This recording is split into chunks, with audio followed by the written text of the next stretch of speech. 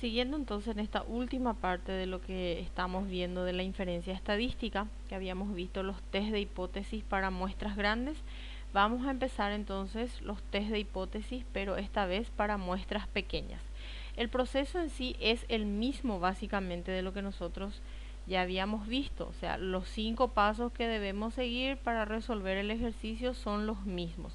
Lo que va a modificar un poquito es que ya no vamos a trabajar con la distribución normal. Vamos a utilizar otras distribuciones que se adecuan mejor a los datos que nosotros tenemos. Entonces vamos a introducir nuevas fórmulas y nuevas tablas que nos van a ayudar a hacer los cálculos que necesitamos.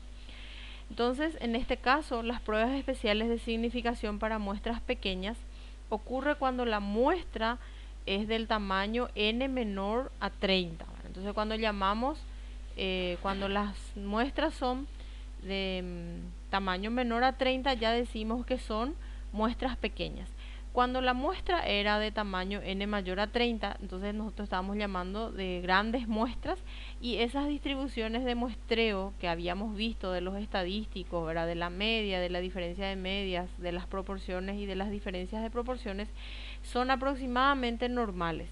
Por eso es que la mejor aproximación a medida que vamos aumentando el tamaño de la muestra es la distribución normal. O sea, cuanto mayor sea el tamaño de nuestra muestra, más estamos aproximados a una distribución normal. Y por eso estábamos utilizando la tabla de la distribución Z, y la variable estandarizada que estábamos utilizando era la Z. Siempre estábamos calculando el valor de Z. Pero cuando las muestras son menores que 30, ¿verdad? Ya son pequeñas muestras, esa aproximación ya no es buena. Y entonces va empeorando a medida que disminuimos la n. O sea, cuanto más pequeño sea el tamaño de nuestra muestra, entonces esa aproximación a la distribución normal ya no es viable. Y ahí es donde surgen otras distribuciones que sí nos permiten trabajar con esos tamaños de muestras, como lo son la distribución T de Student y la distribución Chi cuadrada. Estas dos distribuciones, si bien se utilizan para muestras pequeñas, también pueden ser utilizadas para muestras grandes. O sea, ellos no tienen ningún inconveniente. El cálculo no es que va a salir mal si es que de repente utilizamos una distribución T para una muestra grande. Pero la distribución normal, por ejemplo, solamente se utiliza para muestras grandes. No podemos utilizar para muestras pequeñas. En cambio, la distribución T y la distribución Chi cuadrada, que son las que vamos a ver ahora, sí pueden ser utilizadas indistintamente para muestras pequeñas y para muestras grandes. Entonces, la primera de ellas es la distribución T de Student. Entonces, si ustedes se fijan acá, más o menos tenemos lo que sería el gráfico. Sigue siendo una curva, pero en este caso ya nuestra campana ya no es tan simétrica, ¿verdad? Ya tiene una punta un poquito más elevada, y entonces cambia un poquitito el formato. La distribución T es una distribución de probabilidad que surge, mejor dicho, del problema de estimar la media de la población, que está normalmente distribuida, pero el tamaño de la muestra es pequeño y se desconoce la varianza poblacional. Entonces acá tenemos el caso particular de que la muestra es pequeña y aparte de eso se desconoce la varianza poblacional. En las otras muestras, en la muestra grande, y utilizábamos la distribución normal, teníamos que la muestra era grande y aparte de eso conocíamos la varianza poblacional o la desviación estándar de la población. En algunos casos también vimos de que la muestra era de un tamaño pequeño, pero conocíamos la varianza de la población. Entonces, en ese caso podríamos seguir utilizando la distribución normal. Ahora, en estos casos, la muestra es pequeña y no conocemos la varianza de la población. Entonces, ahora tenemos un nuevo estadístico que viene a ser T. En vez de calcular la Z, vamos a calcular T ahora. Y viene dado por esta fórmula, ¿verdad? Es la media de la muestra menos la media de la población dividido la desviación de la muestra sobre la raíz cuadrada del tamaño de muestra. Y decimos que el estadístico T tiene una distribución T de Student con V es igual a n-1 grados de libertad, donde V B corta, en este caso minúscula, corresponde a los grados de libertad y se calcula por n-1. ¿Qué son los grados de libertad? Es la cantidad de valores que se pueden asignar de manera arbitraria antes de que los valores empiecen de forma automática. Por ejemplo, si vamos a calcular la media, ¿verdad? De 10, la edad de, perdón, el promedio o la media de las edades de 10 estudiantes, y al final la suma total de esas medias debe ser 100. Entonces lo que hacemos es que vamos a ir sumando, por ejemplo, tenemos n-1 grados de libertad. Eso sería 10 menos 1, que viene a ser 9. Eso quiere decir que nosotros podemos dar valores arbitrarios, lo que se nos antoje, a 9 edades de estudiantes. Y la última edad, que sería para completar el tamaño de la muestra, que sería el 10, entonces se genera de forma automática. Supongamos que sumamos las edades de nuestros estudiantes y al final nos falta, para completar la suma de 100, nos falta 20. Eso quiere decir que la última edad automáticamente ya va a ser de 20, ya no vamos a asignarles nosotros, sino que se toma un valor de forma automática. Entonces, en este caso, eso vienen a ser los grados de libertad. ¿Cuánto nosotros podemos dar valores a la media o a la diferencia de medias que queremos calcular, ¿verdad? Esos serían los grados de libertad. Esta distribución T de Student tiene una tabla, que es la que vamos a ver a continuación. Fíjense, este es nuestra campanita ahora. Muy parecida a la campana de Gauss de la distribución normal, solamente que acá en esta parte, verá, la punta de la campana es un poquito más acentuada para arriba, y esta tabla da áreas de 1 menos alfa, ¿verdad? ¿Se acuerdan que alfa era el nivel de significancia? Entonces ahora es 1 menos alfa, y los valores son T 1 menos alfa, que viene a indicar el nivel de significancia, y B, que son los grados de libertad, donde T tiene distribución T de Student con B grados de libertad. Y esta viene a ser la tabla. En realidad esta es una pequeña parte nomás de la tabla. No está toda la tabla aquí, pero en el archivo adjunto que les voy a enviar sí está toda la tabla ya completita. ¿Por qué? Porque los grados de libertad varían incluso hasta el infinito. Entonces acá yo solamente en forma resumida, para que tengan una idea, les traje los grados de libertad hasta 20, y estos serían los niveles de significancia, ¿verdad? Que se calculan a través de 1 menos alfa. Entonces, si alfa es igual a 0,05, eso sería 1 menos 0,05, y eso viene a ser 0,95. Entonces tenemos que irnos aquí, nivel de significancia 0,95, y grados de libertad que calculamos vamos a tener aquí.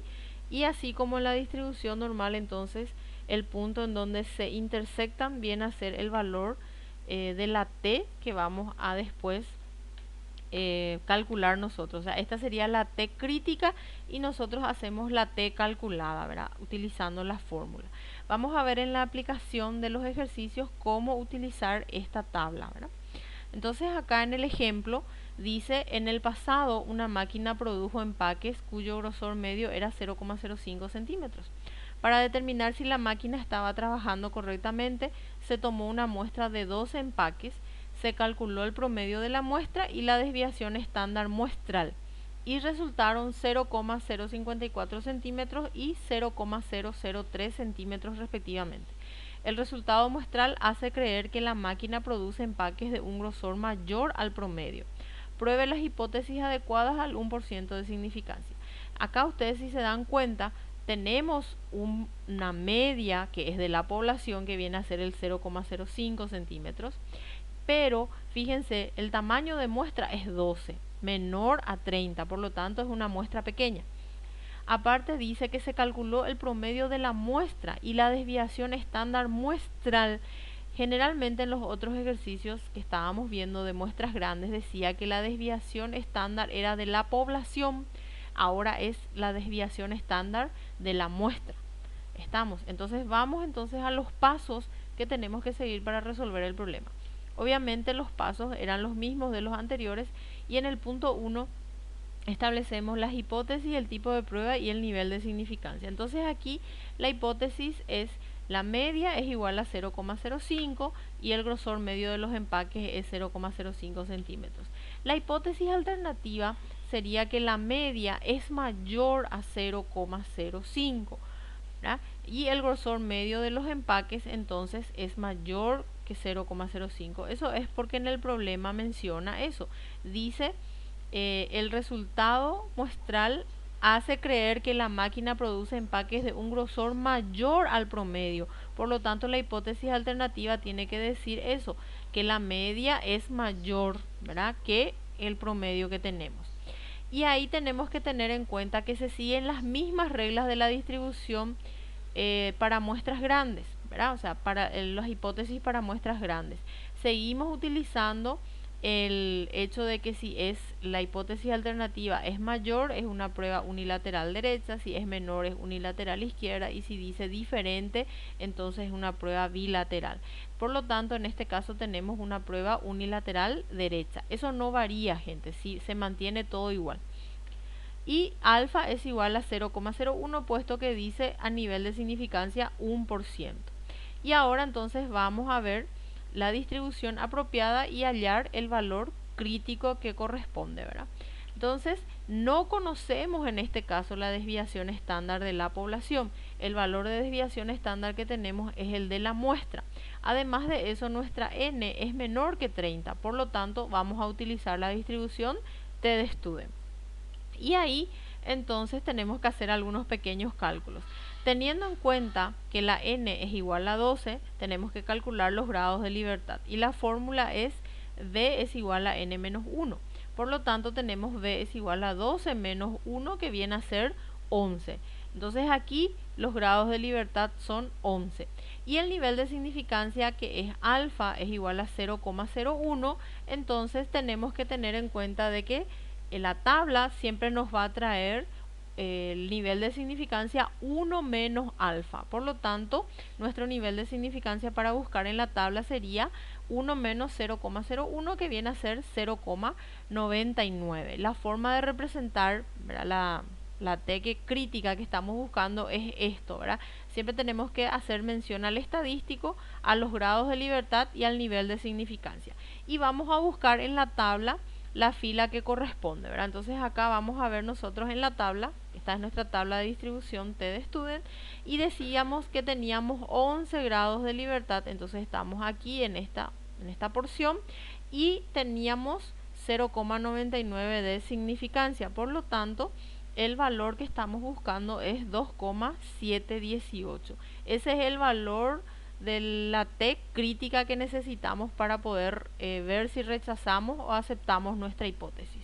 Entonces, por eso es que dice aquí, ¿verdad?, TC es igual a 2,718. En el siguiente paso, entonces, lo que tenemos que hacer siempre es escribir el criterio de decisión. Para ello hacemos nuestro gráfico. Saben ustedes que este es un gráfico aproximado nada más, no es nada así a escala ni nada, es solamente para que nos ubiquemos dónde estamos, ¿verdad? Entonces graficamos aquí nuestro valor de la T crítica, que es igual a 2,718. Otro dato que tienen que tener en cuenta es que si ustedes se fijan en esa tabla, no tenemos valores negativos. ¿Cómo entonces vamos a utilizar valores negativos? Y va a depender siempre del tipo de prueba que estamos haciendo. Si la prueba es unilateral izquierda, obviamente automáticamente vamos a colocarle a nuestra T crítica el signo menos, ¿verdad? Y si es una prueba bilateral de dos colas, entonces vamos a utilizar ambos lados, tanto negativo como positivo, por más que en la tabla solo tengamos valores positivos. Entonces aquí tenemos el valor de la T crítica. Todo lo que cae a la derecha es zona de rechazo y todo lo que sea a la izquierda es zona de aceptación. Por lo tanto, nuestro criterio de decisión debe decir que si la T calculada es menor o igual a nuestra T crítica, 2,718, entonces vamos a aceptar H sub 0 y en caso contrario vamos a rechazarla. Si cae de este lado, vamos a aceptar, y si cae de este lado que está pintado, entonces vamos a rechazar. Y ahí hacemos los cálculos, ¿verdad? Tenemos que estandarizar nuestro estadístico muestral, que ahora ya no es Z, sino es T. Entonces la media de la población es 0,05, la media de la muestra es 0,054, nuestra desviación de la muestra es 0,003 y el tamaño de la muestra es 12. Y lo que tenemos que calcular ahora es el estadístico T, ¿verdad? Traemos la fórmula donde dice que T es igual a la media de la muestra menos la media de la población dividido la desviación de la muestra sobre la raíz cuadrada del tamaño de muestra. Y reemplazamos todos los valores directamente aquí. Y una vez que reemplazamos todo esto y hacemos en la calculadora, entonces obtenemos que T es igual a 4,618. Y como siempre lo hacemos, volvemos este valor a poner dentro de nuestro gráfico. Entonces aquí la T calculada es 4,618, está hacia la derecha de nuestra T crítica, por lo tanto cayó en zona de rechazo y debemos rechazar la hipótesis nula. Y ahí al último, entonces en el último paso hacemos la interpretación del resultado como siempre lo hacemos. Entonces como T calculada es igual a 4,618, que es mayor a la T crítica, ¿verdad? Para 11 grados de libertad, entonces se rechaza H sub 0 para el nivel de significancia 0,01. Por lo tanto, basado en la información obtenida de la muestra de 2 empaques, existe suficiente evidencia estadística para concluir que la máquina produce empaques con un grosor mayor a 0,05. Entonces aquí lo que tenemos que recordar siempre es, en primer momento, mencionar los valores tanto del estadístico que calculamos y del estadístico que tomamos como base para comparar. Luego decir si rechazamos o aceptamos la hipótesis nula y mencionar siempre el nivel de significancia, porque así como ya les había dicho, puede ocurrir que al cambiar los niveles de significancia o cambiamos los grados de libertad en este caso, entonces puede cambiar también el resultado final de nuestro ejercicio. Y después hay que hacer en el contexto del problema qué es lo que queremos demostrar. En este caso estábamos hablando del grosor de los empaques.